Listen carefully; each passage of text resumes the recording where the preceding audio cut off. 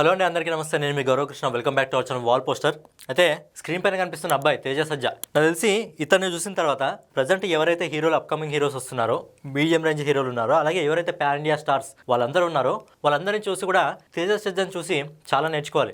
ఒక సినిమా తర్వాత ఇంకో సినిమాని ప్రాపర్గా ఎలా ప్లాన్ చేసుకోవాలి, ఒక పాన్ ఇండియాలో మంచి హిట్ వచ్చిన తర్వాత నెక్స్ట్ ఎలాంటి సినిమా తీయాలో కరెక్ట్గా అర్థం కావట్లేదు. కానీ వాళ్ళందరూ కూడా తేజ సజ్జాని చూసి నేర్చుకోవాలి. ఎందుకంటే మన ప్రాజెక్ట్ చూస్తుంటే ఒక్కొక్క దాని తర్వాత ఒక్కొక్కటి హై లెవెల్లోనే వెళ్ళిపోతున్నాయి, ఎక్కడ కూడా తగ్గట్లేదు. మీరు అతని సినిమాలు చూస్తుంటే జాంబిరెడ్డి అనేది తెలుగులో మంచి విజయాన్ని సొంతం చేసుకుంది. ఒకవేళ ఆ సినిమా అప్పుడే హిందీలో కూడా రిలీజ్ అయితే, అంటే నార్త్ ఇండియాలో రిలీజ్ అయితే అప్పుడే మనడు పాన్ ఇండియా స్టార్ అయ్యేవాడు. కాకపోతే కొద్దిగా టైం లేట్ అయినా పర్లేదు, హనుమాన్ మూవీతో మంచి కలెక్షన్స్ మన తెలుగులో పాటు నార్త్ ఇండియాలో కూడా మంచి కలెక్షన్స్ వచ్చాయి. బేసిక్ గా అదొక మైథాలజీ మూవీ. అండ్ నెక్స్ట్ మనడు వచ్చే ప్రాజెక్ట్ వచ్చేసి మిరాయి. సో మిరాయి మూవీ కూడా బేసిక్ ఒక మైథాలజీ మూవీ. మనడు ఏదంటే చాలా క్లారిటీగా సినిమాల్ని చాలా బ్యాలెన్స్డ్ గా చాలా నీట్ గా సినిమాకి సంబంధించిన స్టోరీని ఎన్నుకుంటున్నాడు. ఒక హీరో చాలా తొందరగా ఎదగాలంటే ఈ జనరేషన్ లో ప్రకారం అయితే మైథాలజీ సినిమాలను ఎన్నుకుంటే చాలా తొందరగా హీరో ఎదుగుతాడు. సో బెస్ట్ ఎగ్జాంపుల్ మనోడే అనమాట. ఎందుకంటే హనుమాన్ సినిమా ఒక మైథాలజీ సినిమా. దాని తర్వాత ఇప్పుడు మిరాయి సినిమాలో కూడా మనకు హనుమంతుడు రిఫరెన్స్ కానివ్వండి, శ్రీరాముడు రిఫరెన్స్ కానీ ఆ సినిమాలో ఉంది. దీని తర్వాత జై హనుమాన్ సినిమా లైన్ లో ఉంది. దాని తర్వాత జాంబిరెడ్డి 2 సీక్వెల్ ఉంది. సో ఇలా డైరెక్ట్ గా ఒక సినిమాతో ఒకటి ప్రాపర్ గా ప్లాన్ చేసుకుంటున్నాడు. అందుకే మనడు ప్రాపర్ గా పాన్ ఇండియా స్టార్ అని చెప్పొచ్చు. సో బేసిక్ గా మనడు అంటున్నాడు ఇక్కడ, నేను పాన్ ఇండియా స్టార్ ని కాదు, నన్ను అలా అనకండి అని చెప్పి. కరెక్టే, మనడు పాన్ ఇండియా స్టార్ కాదు. ఖచ్చితంగా రాబోయే జనరేషన్ లో మనోడు ఈజీగా పాన్ వరల్డ్కి వెళ్ళిపోతాడు. మనం మిరాయికి సంబంధించిన ట్రైలర్ చూసినప్పుడు కూడా ఒక విధంగా అది మన తెలుగు సినిమా అయినప్పటికీ, మన ఇండియాలో నడుస్తున్నప్పటికీ దానిలో కొన్ని విజువల్స్ చూస్తే మనము హాలీవుడ్ లెవెల్లో ఖచ్చితంగా ఉన్నాయి సినిమా.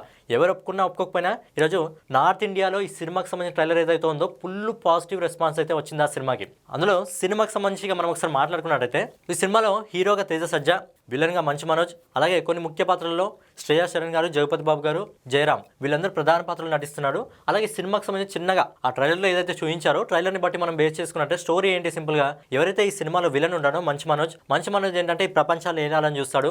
తనకి ఏవైతే పవర్స్ ఉంటాయో పవర్స్ మొత్తం తన దగ్గరనే ఉండాలి. సో దానికి ఏం కావాలి, మనోడికి ఏవైతే గ్రంథాలు ఉంటాయో ఆ 9 గ్రంథాలు మనోడికి కావాలి. సో ఆ 9 గ్రంథాలు మనోడి దగ్గరికి చేరకుండా ఆపగలిగేది మన యోధ తేజ సజ్జా. సో తేజ సజ్జా ఎలా దాన్ని ఆపాలి, మనోడికి ఏం తెలియదు. మరి మధ్య చాలా మంది వచ్చి నువ్వు ఏంటి అనేది తన గురించి చెప్తున్నారు. సో ఏదైతే ఆ స్టిక్ ఉంటుందో, ఆయుధం ఉంటుందో, దాని పేరు మిరాయ్ అని చెప్పి తేజ సజ్జా ఒక ఇంటర్వ్యూలో చెప్పాడు. అలాగే మిరాయ్ అంటే ఫ్యూచర్ అని చెప్పి కూడా ఒక ఇంటర్వ్యూలో చెప్పాడు. సో ఏదైతే మిరాయ్ అన్వేషణలో ఉంటారో బేసిక్గా ఇది ఒక మైథాలజీ ఇంకా అడ్వెంచర్ మూవీ. బేసిక్గా ఇలాంటి adventure movies, mythology movies audience కి బాగా అట్రాక్ట్ చేస్తాయి. రీసెంట్ గా మనం ఇంతకు ముందే అయితే తేజ సజ్జా తీసిన హనుమాన్ సినిమా బాగా అట్రాక్ట్ చేసింది. తర్వాత అయితే కార్తికేయ 2 ఉందో అది కూడా ఒక అడ్వెంచర్ మూవీ. అందులో ఏదైతే కృష్ణుడి కంకణం ఉంటుందో ఆ కంకణం అన్వేషిస్తూ మన నిఖిల్ వెళ్తాడు. సో అలాంటి మూవీస్ ఇంట్రెస్టింగ్ గా ఉంటాయి. ఏంటంటే ట్విస్ట్లు ఉంటాయి, తర్వాత ఏం జరుగుతుందని ఒక ఇంటెన్షన్ ఉంటుంది. సో ఈ సినిమాలో కూడా సేమ్ విధంగా అయితే మిరాయి ఉంటుందో, స్టిక్ ఉంటుందో, దాన్ని వెతకడానికి మనోడు వెళ్తాడు. వెళ్లే దారిలో ఎలాంటి ట్విస్ట్లు ఉంటాయి, ఎలాంటి కథ ఉంటుంది, తర్వాత ఏముంటుంది అనేది ఒక ఇంటెన్షన్ ఆడియన్స్ లో ఉంటుంది.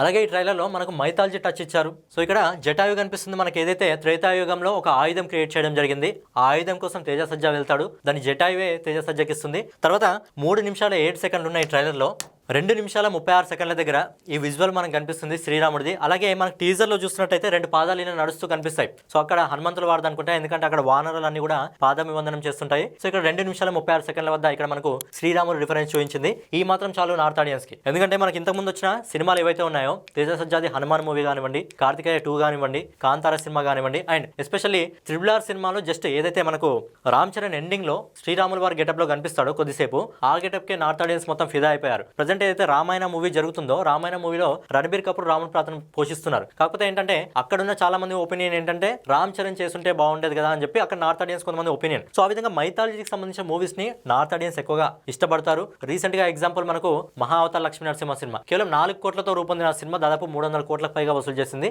అంటే చిన్న ఎగ్జాంపుల్ అనమాట. ఇలాంటి సినిమాలు వస్తే నార్త్ ఆడియన్స్ ఖచ్చితంగా విధ్వంసం సృష్టిస్తారు, బ్రహ్మరథం పడతారు ఆ సినిమాకి. అందుకే తేజ సజ్జా చాలా ప్రాపర్ గా ప్లాన్ చేసుకుంటాడు. తర్వాత జై హనుమాన్ సినిమా ఉంది, అది కూడా ఒక మైథాలజీ మూవీకి సంబంధించింది. సో చాలా ప్రాపర్ గా పర్ఫెక్ట్ పాన్ ఇండియా స్టార్ అంటే మనోడే. ఎందుకంటే ఇతన్ని చూసి కూలీ మేకర్స్ ఇంకా వార్ 2 మేకర్స్ నేర్చుకోవాలి. ఒక ప్రాపర్ గా ఒక సినిమాని ఎలా డిజైన్ చేసుకోగలగాలి, ఎలా స్టోరీని ఎన్నుకోగలగాలి తక్కువ బడ్జెట్ లో. ఇప్పుడున్న రిపోర్ట్ ప్రకారం ఈ సినిమా కేవలం 40 కోట్ల రూపాయలు అంట. 40 కోట్ల రూపాయల్లో సినిమా సినిమాటోగ్రఫీ కానివ్వండి, యాక్షన్ సీక్వెన్స్ కానివ్వండి, బీజిఎం కానివ్వండి, ఆ విజువలైజేషన్ కానివ్వండి, ఇవన్నీ కూడా చాలా బాగున్నాయి, చాలా అద్భుతంగా ఉన్నాయి. సీజే యూజ్ చేసిన విధానం కానివ్వండి, ఇవన్నీ కేవలం 40 కోట్లతో ఈ సినిమా తీసారా లేకపోతే బడ్జెట్ ఎక్కువ పెట్టారా అని అనిపిస్తుంది. సో చిన్న బడ్జెట్ తో ఇంత మంచి సినిమాల్ని తీస్తున్నాడు. అదొక డైలాగ్ ఉంటుంది కదా, కంటెంట్ ఉంటే కట్అవుట్ అవసరం లేదని చెప్పి. సో ఈ సినిమాలో కంటెంట్ ఉంది కాబట్టి తేజ సజ్జా చిన్న హీరో అయినా సరే ఖచ్చితంగా పాన్ ఇండియా స్టార్ అవుతాడు. హనుమాన్ సినిమాతో కేవలం పాన్ ఇండియాకి పరిచయం అయ్యాడు, ఈ సినిమాతో పాన్ ఇండియా స్టార్ అవుతాడు. తర్వాత వచ్చే జై హనుమాన్ సినిమాతో పాన్ ఇండియాలో సెటిల్ అయిపోతాడు ఇక మనోడు. తర్వాత జాంబిరెడ్డి 2 అంట.